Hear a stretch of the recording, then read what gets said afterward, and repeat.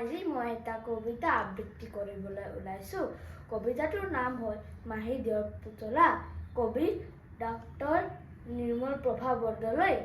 মাহী দেৱৰ পুতলা। আমাৰ ওচৰতে মাহী দেৱৰ ঘৰ।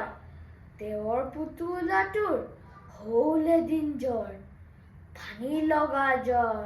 হাতৌ ডাক্তৰ ডাক্তৰ, মাহী দেৱে ক'লে ডাক্তৰ আনিবলৈ দাদাই লগ দিলে। দৌৰ দৌৰ দৌৰ, টক টক টক, দুৱাৰত ডাক্তৰে কৰে টক টক। পুতলাই ভয় খাই কপে ঠক ঠক। ভয় নাই, ডাক্তৰে ক'লে লাহেকৈ পুতলাক বেজী এটা দিলে। আয়ৈ, দৰৱ খালে, গাখীৰ খালে, জ্বৰ ভাল হ'ল। হাঁহি হাঁহি পুতলা খেলিবলৈ গ'ল। ধন্যবাদ।